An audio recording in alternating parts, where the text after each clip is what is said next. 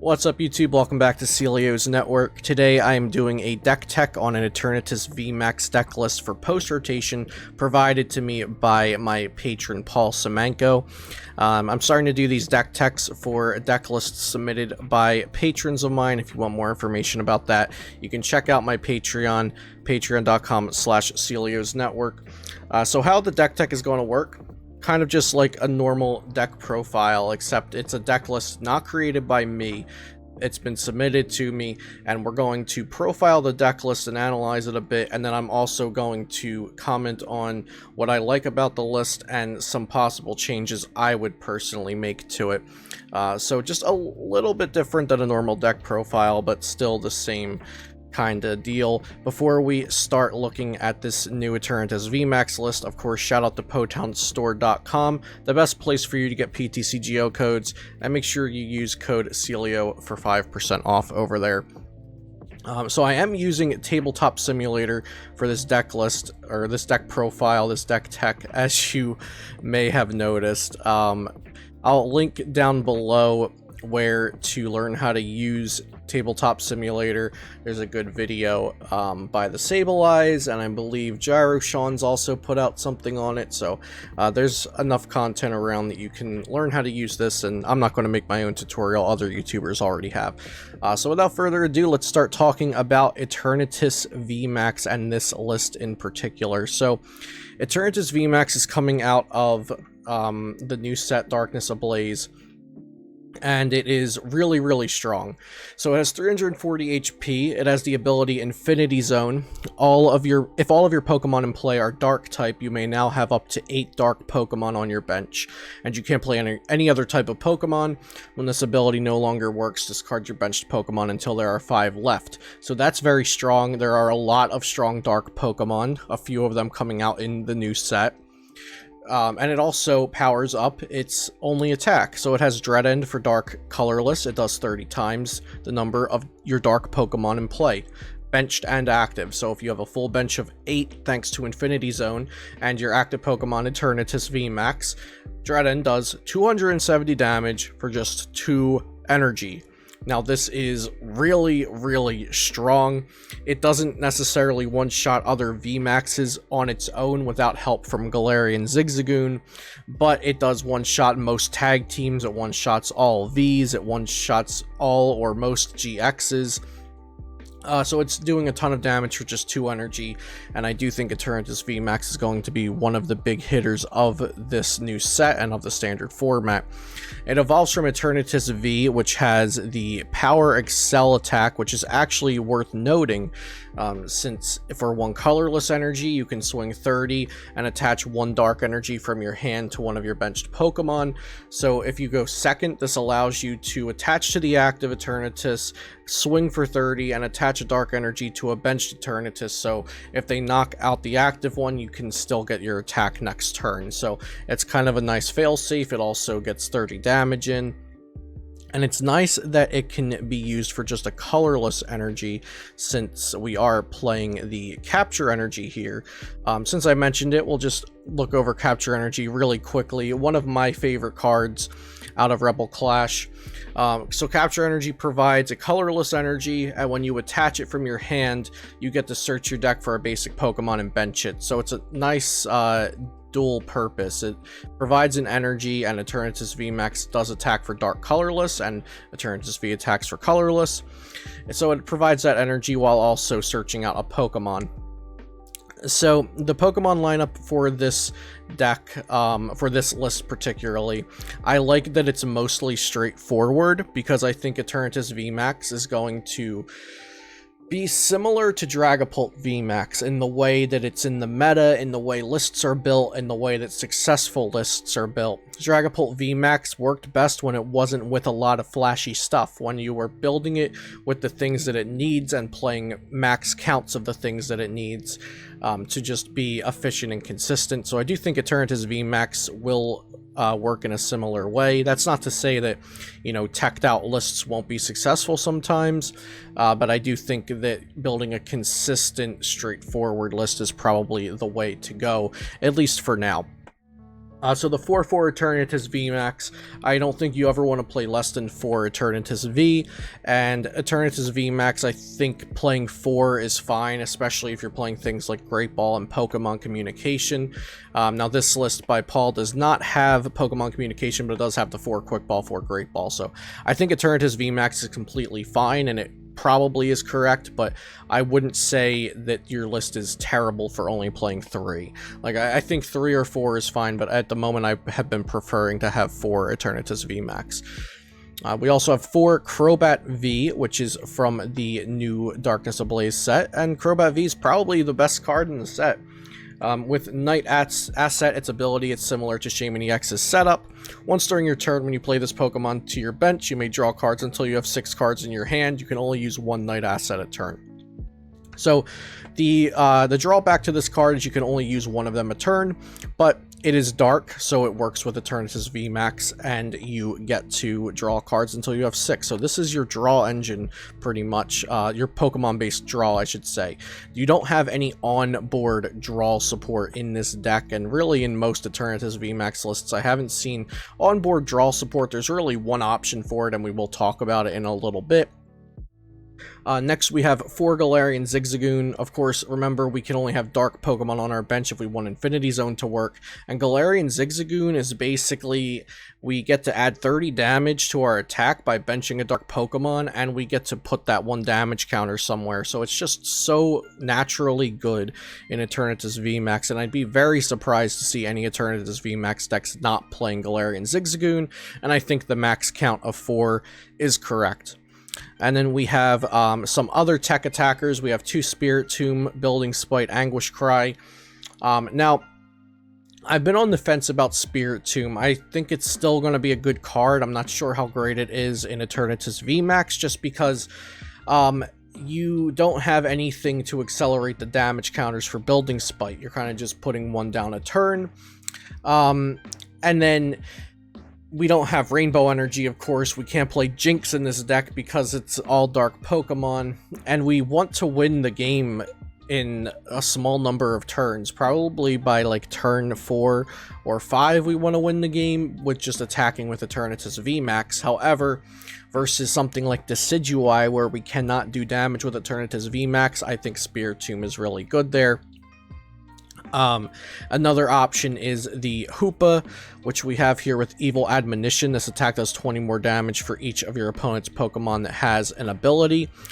So this is okay versus Decidueye. I think you'll just usually be 2-shotting at best versus Decidueye with it, but it's also a decent attacker elsewhere. Of course, like versus the Mirror, if they have a bunch of abilities, you can just swing a huge chunk of damage with a single prize attacker in the Mirror, so it's also fine there. The other Hoopa, the new Hoopa, which we will get to from Darkness Ablaze, I also think that's a consideration. The Hoopa GX here, it can use Rogue Ring, search your deck for up to 2 cards and put them into your hand, then shuffle your deck. And it also has 2 3 energy attacks, which I don't think this deck will ever get to use, at least this deck list will ever get to use efficiently. Dark Strike for 160 or Devilish Hands to choose your opponent's Pokemon and put damage counters on it. You choose 6 of your opponent's Pokemon GX and EX, I believe, and you put the damage counters on. So yeah, I don't think you'll ever get to use those 3 energy attacks with Hoopa GX, which is why I don't like it in this list, and I also don't like it for its purpose of Rogue Ring, since you search your deck for up to 2 cards.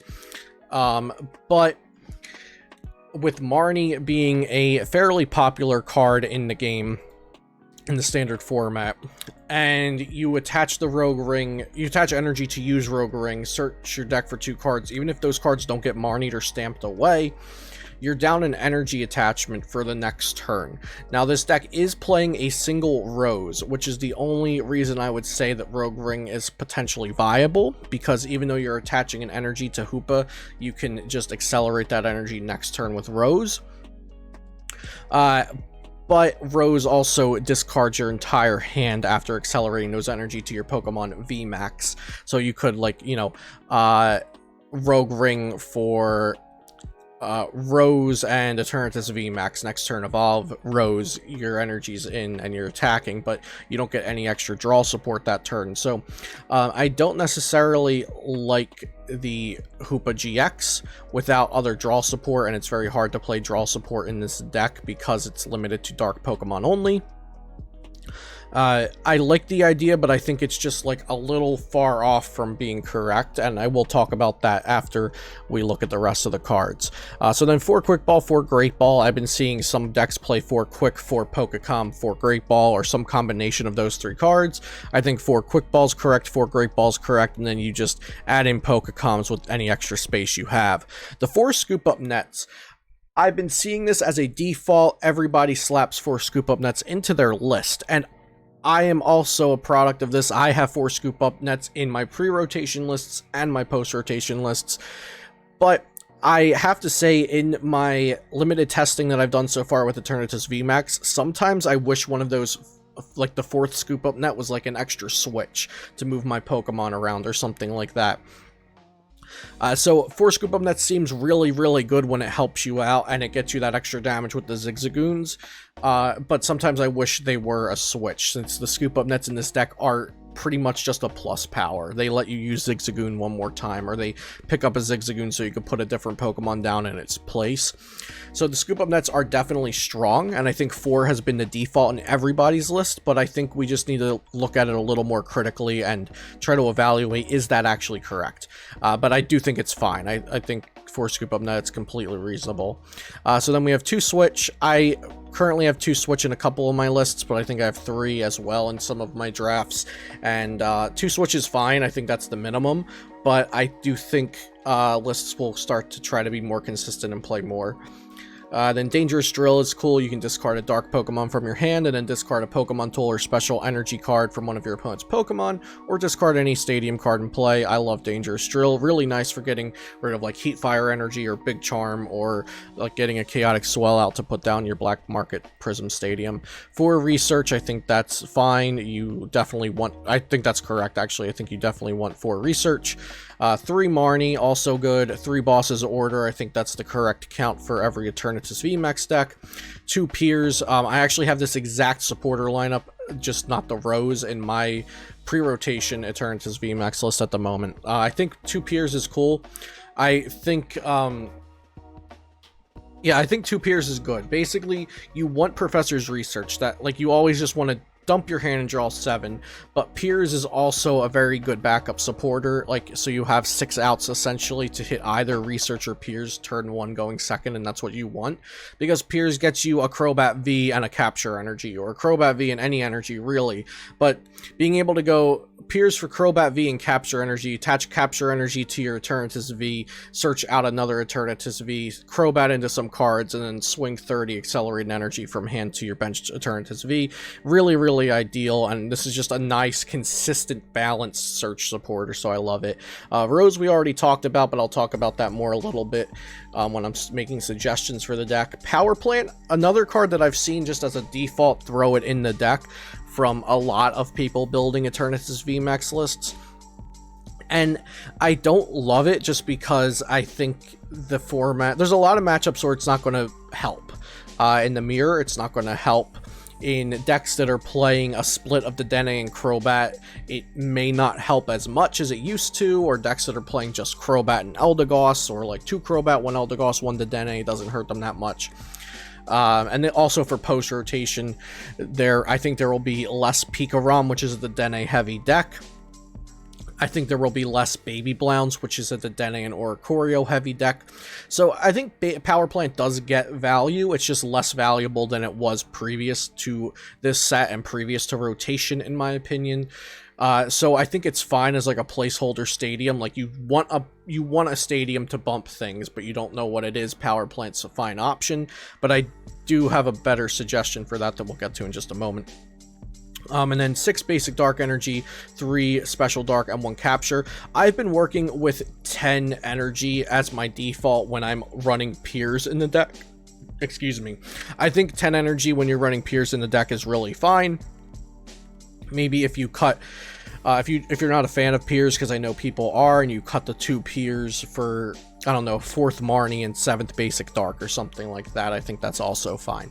So this is my patron Paul's list, like I mentioned, and I have some extra cards over here that I wanted to talk about that I would consider putting into this list, or at least for my preference, or even just some cool ideas that Paul's list made me think of that maybe you could do with some of these cards. So the Hoopa made me think of Sableye V, because Sableye V has the load search attack for 1 dark energy that puts a trainer card from your discard pile into your hand.